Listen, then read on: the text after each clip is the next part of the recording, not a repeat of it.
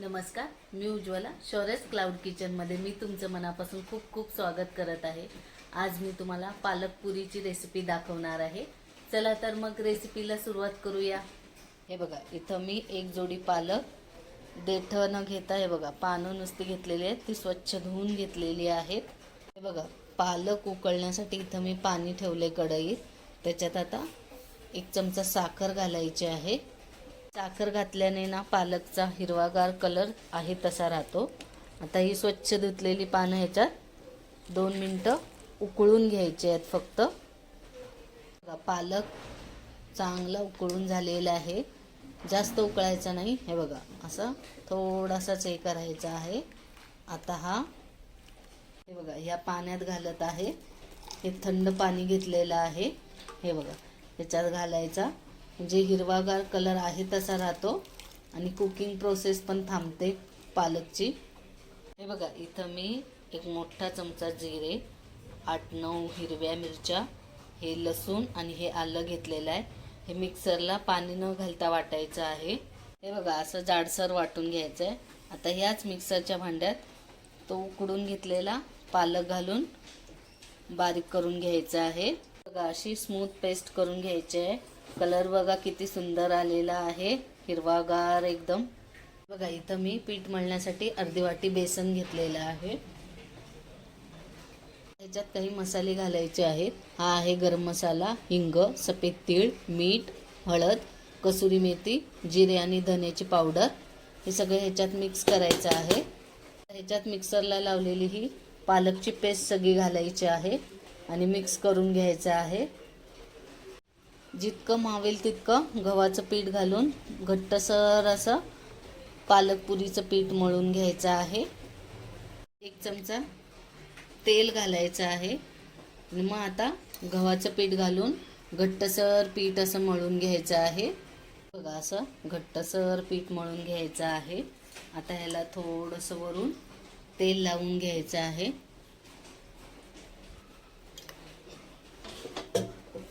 थोडंसं तेल लावून मळून घ्यायचं आहे। तेल लावून आता चांगलं 10 मिनिटं झाकून ठेवायचं आहे। पीठ भिजवून इथं 10 मिनिटं झालेली आहे। आता आपण पुऱ्या लाटायला घेऊया। 1 मिनिट असं जरा मळून घ्यायचं। तुम्हाला हव्या त्या आकाराचे, हव्या त्या साईजचे, हे बघा मी एवढ्या साईजचा गोळा घेत आहे। हे बघा,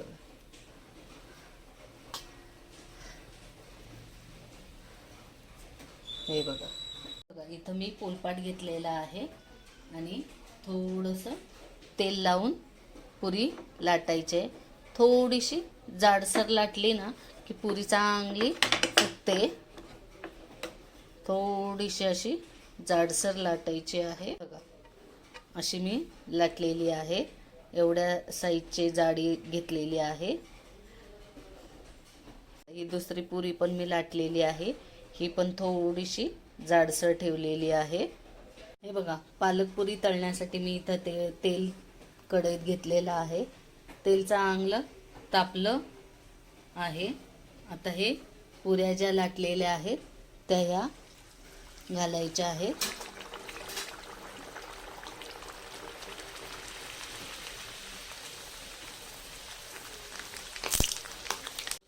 हे बघा, कशी टम्म फुगलेली आहे।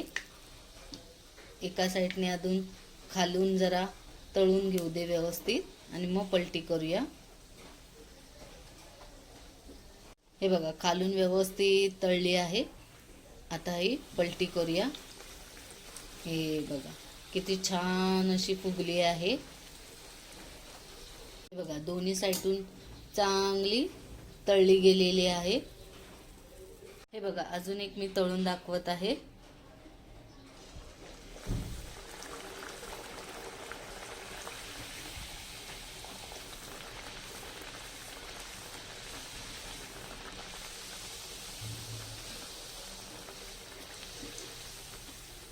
हे बघा, कशी टम्म फुगली। आता पलटी करूया। हे बघा, हे बघा, 4 पोळ्या मी तळलेल्या आहेत, कशा टमटमीत फुगलेल्या आहेत बघा। तर पालक पुरी सोबत खाण्यासाठी मी ही ग्रेव्ही केलेली आहे चना मसाल्याची.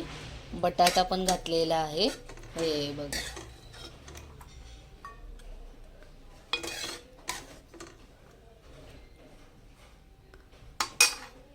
ही ग्रेव्हीची भाजी केली आहे पालक पुरी सोबत खाण्यासाठी. हे बघा, या आहेत पुऱ्या टमटमीत अशा फुगलेल्या.